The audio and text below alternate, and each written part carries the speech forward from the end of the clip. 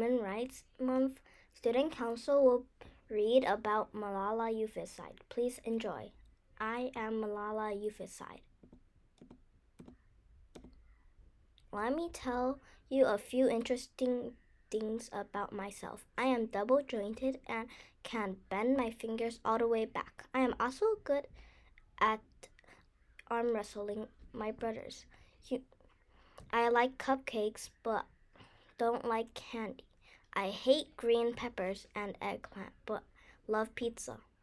Also, my favorite color is pink and I love styling my hair. In Pakistan, part of a tribe of people from Afghanistan, I'm Pakistan, and I am a Muslim, which means Islam is my religion, and I am committed to peace and helping others growing up. And I live in the Swat Valley in northwest Pakistan. Girls are treated differently from boys here. If you're a girl, you're expected to get married and walk a few paces behind your husband to show he's in charge. Also, you're expected to cover yourself when you're outside your house. Some women, like my mom, wore a scarf called niqab on their face. Others wear black robes called burqas that cover everything. In my culture, that's the tradition. To me, it seemed uncomfortable and unfair to someone to require you to dress a certain way. In fact, if you were a girl, you weren't even listed on the family tree. It took more than that to improve things. My mother was smart, funny, and strong, but because of the rules our society, she was never taught to read. My parents wanted me to soar. I wanted that for myself too. In local kite competitions, some kite would fly high, while others would plummet to the ground. I felt like the plummeting kite. My future would be cut down because I was a girl. But my dad pushed back against these harsh rules with the most powerful tool of all, education. He opened his own school of very few that girls could attend. This school didn't have desks or even bathrooms. It was next to a smelly river, but to me it was paradise. As a toddler, even before I could talk, I sit in classes with older kids. By 5, I was reading. But changing the world isn't easy. One day, at the garbage dump, I was throwing away our trash, and I was worried about getting my nice shoes dirty. Then I noticed something. A girl. She was covered in filth and flies, sorting the trash into piles, paper, glass, and bottle caps. My father later told me that poor kids like her have to work in the dump, looking for things they could sell. I kept picturing that girl with a dirty face. That girl could be me or you. That girl wasn't given an equal chance. My father taught me that education was the best way to empower people. The world wouldn't be fair unless schooling was available for everyone, boys and girls, poor and rich. It might be hard to understand why schools meant so much to me. But in a culture where women had so few opportunities, we could explore through books. At our school speaking competition, I wanted to win so badly, but my hands kept shaking. Everyone was watching, I kept losing my place. I came in second place that day. On top of that, it felt great to learn. Not everyone was excited by my success. When I was 10 years old, a group called the Taliban took control of our valley. They preferred the old traditions and believed that women should not have any rights. They were so against freedom for everyone that they told us to burn our TVs and computers, as well as our CDs and DVDs. Later, the Taliban left a letter on the school's gate. They told my father if he didn't stop teaching girls, bad things would happen. They were threatening my father. Now I was scared. The Taliban treated us like little dolls they could control. They wanted girls to be quiet. Instead, my school fought back by holding a rally.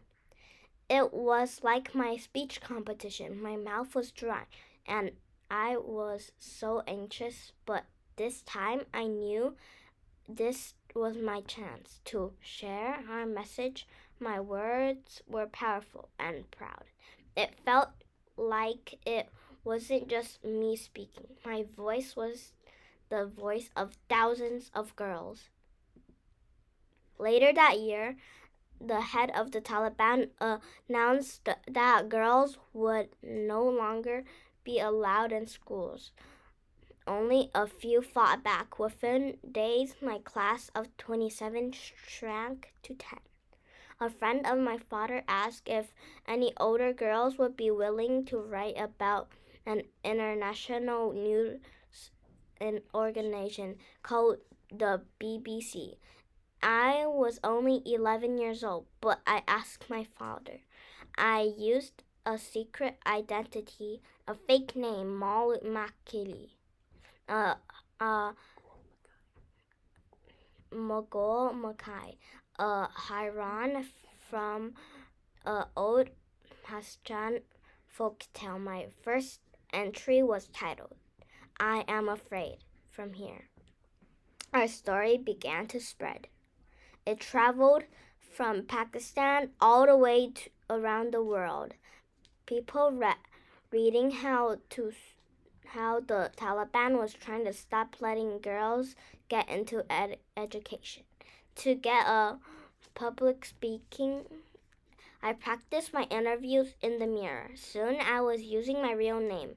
And when the Taliban tried to close our school, I looked right into the camera and said, they cannot stop me. I will get my education. Eventually, the Taliban got what they wanted. They closed our school, but I wouldn't let it stop me. I started going to a secret school, hiding my books under a shawl. Most important, I kept telling my story to other students, to adults, even to politicians. This will sound scary, but the time I was 14, the Taliban threatened to hurt me if I kept speaking out. They didn't like the idea I was putting into the world. They didn't like that I had power. My father told me, if you believe in something greater than yourself, your voice will multiply. I didn't realize how right he was, or how quickly my world was about to change. Eventually, my school reopened and I was on the bus going home. My only worry was about how I did on the exam I just took. I remember some of the girls were singing. I was happy. Outside, I saw the road filled with life. There was a boy selling ice cream. The truth is, I don't remember the attack. My friend told me what happened later. They told me a member of the Taliban climbed on board. Who is Malala? I was the only girl whose face was not covered. They told me his hand was shaking as he pulled the trigger, and then everything went black. 5 days later, I woke up in a hospital in England. I had been badly hurt, shot in the face. My left eye looked different now. But the Taliban made a mistake. Instead, they thought our bullets would silence me. Instead, I had a bigger chance to tell my story. More people were suddenly paying attention to me. Eventually, I learned to smile and wink again. I started doing interviews for TV programs and other countries. And meeting with more leaders who could recreate real change. When I was younger, my family and I temporarily refuged people who were forced from their homes because of war. I never forgot that. So I visited Syrian refugees who hadn't been in school for 3 years. We created our own organization, Malala Fund, to open schools for children all over the world. On my 16th birthday, I took my message to the rest of the world. In my life, people tried to silence me. They didn't like that I was strong and outspoken, and I was the most powerful thing of all, educated. They saw me as a threat to their power, and they were right. I may be small, but I am mighty. You are mighty too. Education scares those who wants to control us. Our voices scare them. Equally scares them, but that's how we move the world forward, learning, speaking, reading, thinking, speaking up. These gifts are yours to use. And when we join together, we are unstoppable.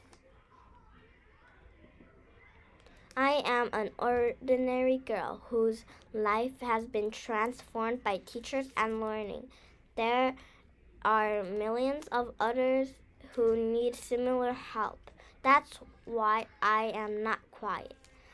The world doesn't change unless you speak up. Use your voice. Help those in need. As I say, the United Nations, we must believe in the power and strength our words. Our words can change the world. Let us pick up our books, pens. They are our most powerful weapons. I am Malala Yousafzai, and I know that education helps all us soar. Thank you for listening.